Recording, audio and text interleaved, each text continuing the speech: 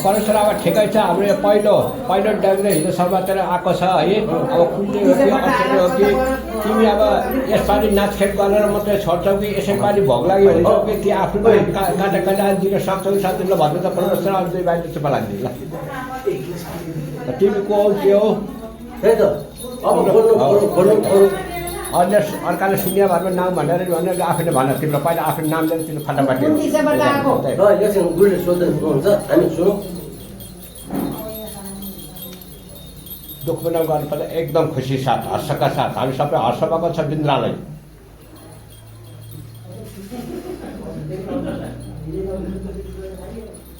आफ्नो नाम भन्दा त पाइरहेको छोड्यो भने त फेरि अप्ठ्यारो पर्छ कि छोडे त छोडे हुँदैन बालो पक्रे पछि छोडेर अप्ठ्यारो भन्दा चाहिँ हामी छौँ केही अप्ठ्यारो पर्नु पर्दैन। पहिला आफ्नो फाइल दिने अनि दोस्रो पहिले फाइल छोडी तिमी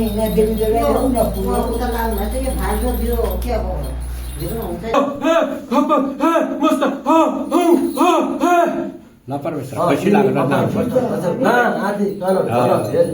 अब कुन चाहिँ भाइ अब तिमी जेठो कान्छो माइलो साइलो काइलो अन्तर 18 भाइ छन् कुन चाहिँ भाइहरू त परमेश्वर कुन भाइ हो अर्को दिवालीमा कि अब अब आउने यो त यो पर्व कुन हो त उदाउनु कुन चाहिँ पर्व त्यही पनि यो साखले मात्रै बोलेर भएन क्या के हो तिमी आफू बोले हामी सुन्नु परेन अनि हाम्रो बुढा बुढा छन् सबै तिम्रो भाषा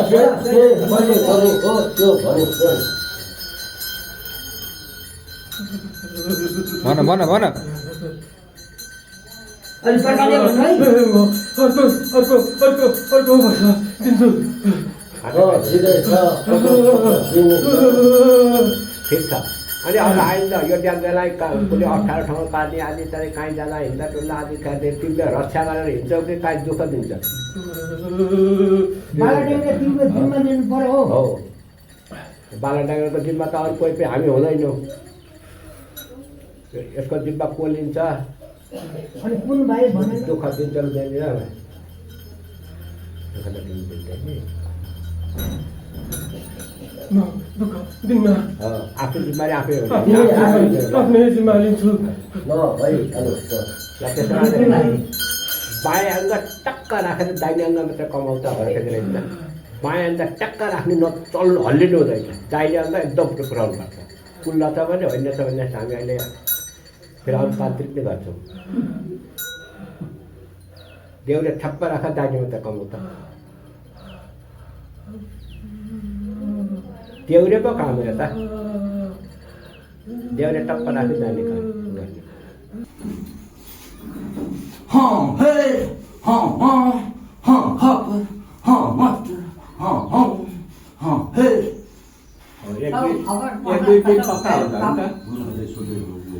खप्पर बस्नुको कुन चाहिँ भाइ हो त माइलो हो कि साइलो के हो भने के हो 18 भाइ 18 भाइ मात्र तिमी कुन भाइ हो त मैले साइलो म भन्नु सक्दिनँ 18 भाइ मात्र तिमी कुन भाइ पर्यो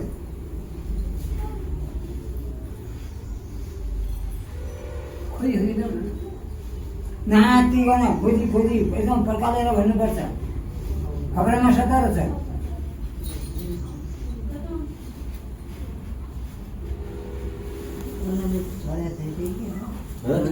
पानी खाने भयो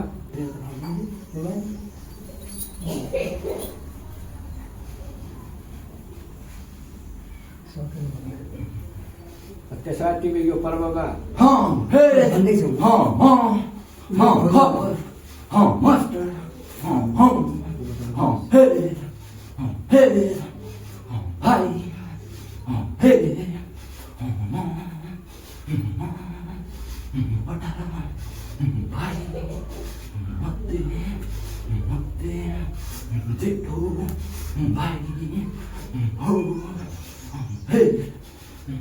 ल ठिक छ अनि अब तिम्रो उत्पत्ति कहाँबाट कसरी भयो त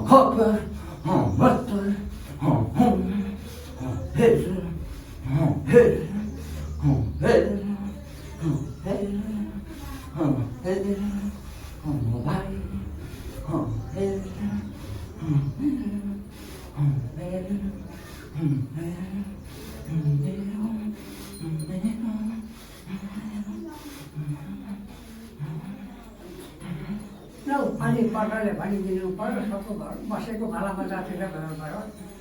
अलि पर्दा जाएन भने बुझिँदैन हामी काम पनि सुन्दैन भगवान्लाई काम सुन्नु हुँदैन विष्णुलाई भने बुझ्छ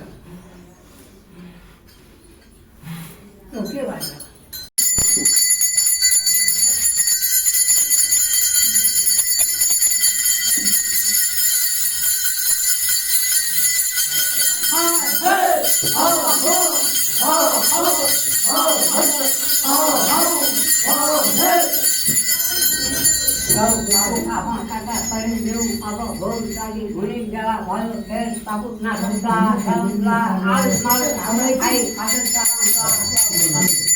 अब दुपछि के गर्ने गौ आफै भयो अब हामीले के छोड्यौँ छ आफै आफै जाने जाने यति राम्रो पर्व अब कहिले आउला फेर नौ मस्ती बाजा छन् फेर बाबु अवस्था छ सबै ढिली छ फेर बाबु हाम्रो मुनिस भएन छ अब के गर्छ यसै पालि भाउ लागि हुन्छ कि अर्को साल भाउ लागि हुन्छ अब मन लाग्दाको आमको कुल हुँदा हुँदै हामीलाई कति खुसी लागेको थियो होइन त हामी भोज जानलाई तयारी छ त्यो भिडियो पनि हामी तयार गर्छौँ हे बाबु अझै पनि तिमीले काटा पहिला सबै देऊ भने हामी मिरो तयार गर्छौँ हे बाबु धन्ना सोचा मान्नु पर्दैन अस्ति एक दिन तिम्रो सास नजाएर लुकेर बस्दाखेरि यहाँ यत्रो बिग्राएर कति चित्त दुखायो यस्तो लुक्नको कारण के हो होइन त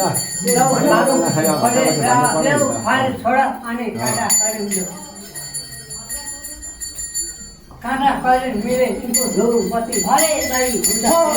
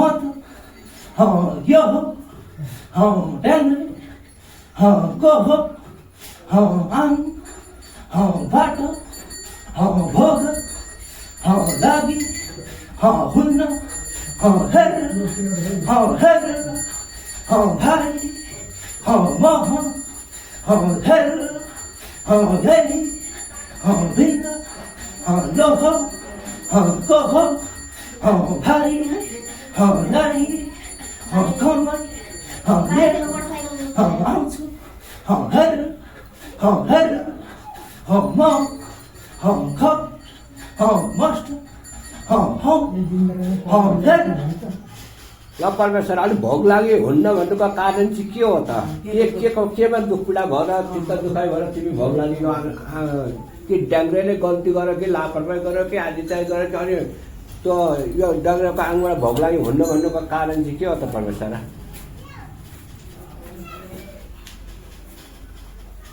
नरुचाउनको कारण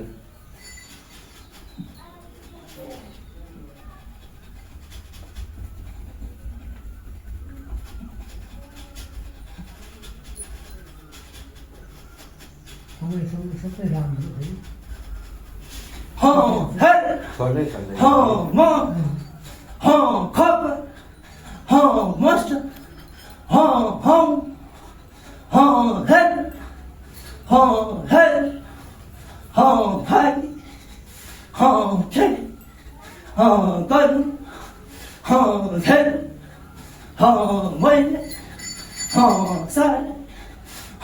दुःख पाउँदैन परमेश्वर घन्टा टेरिछन् पाइन्छ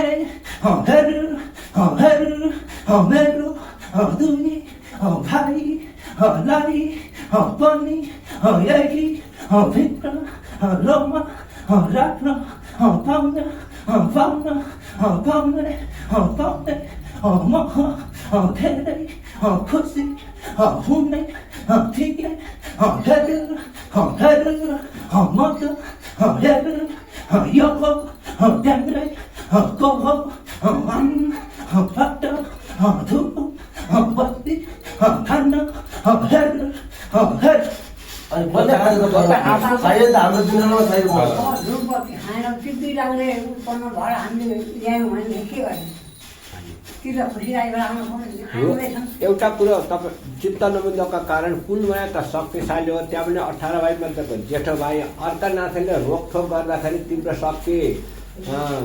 हिँडबाट जानुपर्छ भने हामीले के पो उसो गर्दिन्छ त्यसलाई त पछाडि शक्ति हुनुपर्छ त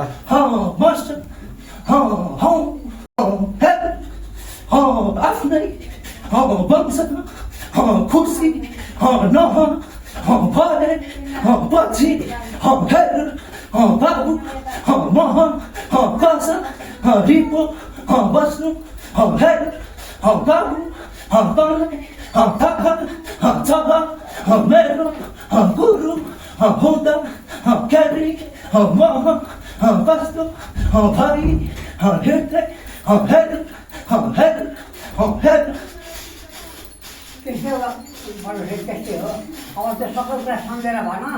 हाम्रो भाइ जागृति भएर आउँदैछन् अब हामी कसिनुपर्छ किन हामी मिलेर कसिनु पऱ्यो ती भाइ कट्छ के छन् तिनीहरू हामीले लगाएर जानु पऱ्यो अब हामी झोकेर हिँडेर हुन्छ त्यो प्रकारले झुटो यो सबै आएर खालिदिनु त के गर्नु ल भन अब हामीले गरेर सिकाएर नजान्नेलाई अब मुलुकको भएपछि त सिकाउनु गल्ती गर्नुलाई गाली गर्नु पर्दैन उनको भन्नु उनको व्यवहार हाम्रो हड्काबाटै छ हामी त एकदम खुसी भएर गरिरहेका छौँ हामी सबै मूर्ख हुन् अब भगवान् तिमी हामीले मूर्ख भयौँ भने के गर्दै मुनुले ल भन हामी मूर्ख भयो भने मुनुले के गर्नु मुनुसँग त हामीले सुधार गर्नु पऱ्यो हामी सत्यतामा आउनु पऱ्यो हामीले बोलेको कुरा प्रेरित पऱ्यो अनि पो हामीले कुल घर मान्छौँ त हामी त कुल हौँ नि घरको खाने के ल मूर्ख अब कुनको शक्ति छ भनेदेखि कसले लाभ रहेछ त्यसैलाई कमाएर ल्याएर त्यसैलाई उ गर्नु पऱ्यो कि होइन मलाई के सवाल भयो भने मैले के गर्नु म सबैले गरौँ अब यो मान्नै भयो भाइ आइरहेको छ त्यो अर्को भाइलाई पनि आउँछ ओ भाइलाई आउनु गर्दैछ अब रोक्न गेले रोको अगाडि त किन आउँदैन त्यहाँ कति वर्ष लाग्छ अनि एउटा भाइ आयो अर्को भाइ मान अर्को भाइलाई पनि घर सुन्नु अर्को भाइ ल्याउँला हामीले चाहिँ त्यसो गरेर गर्नु हुँदैन नि त हाम्रो मिठो खाना फकाएर खानुपर्छ हाम्रो मिठो लगाइ फकाइ खानुपर्छ हामी गौरव पार्छ हिमालमा बसेर हावा खाएर हामी बसेको हामी त जनता यी मुनुखे के गर्छ के गर्छ मुनुखे जे गर्छ त्यो गर्नु ल भन मुनि के भन्छ भने हामी त्यसै म पनि छोडेर हुन्छ म छोडौँ चित्त बच्चा तिम्रो म छोडौँ तिमी यस्तै हो के भन्छ तिमी गुरु हो म शिष्य हो अब गुरुको आएको तिमीलाई आयो मलाई अर्कै आएको आयो त्यसलाई तिमी म जोड्छ यो विषयमा आएको होला हुन्छ लोकले के भन्छ त्यो विषय तिमी छोड्नु त हामी यिनीहरू छोड्नु हामी भगवान् मानवले सेवा गर्ने हो त्यो सेवा हामीले पुऱ्याउनुपर्छ अर्कोले पुऱ्याउँदैन हामी खुसी हुनुपर्छ हामीले अर्कोले 10 हात पुग्यो नि हामीले सन्तुष्ट मान्नुपर्छ हामी त घरको कुलको हो त हामी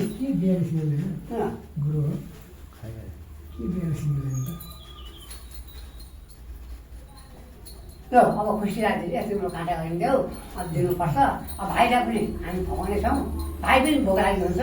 तिमी हुनुपर्छ अब अहिले हुने कि आज हिसाबमा हुने त्यति मुनिले गर्नु मुक्ति जस्तै हो तिमी मूल डाइरेक्टै हो भने त्यसो भन्न पाउँदैनौ बस्नुपर्छ भने यो सबै हामीले आयो त कसलाई बुझाउनु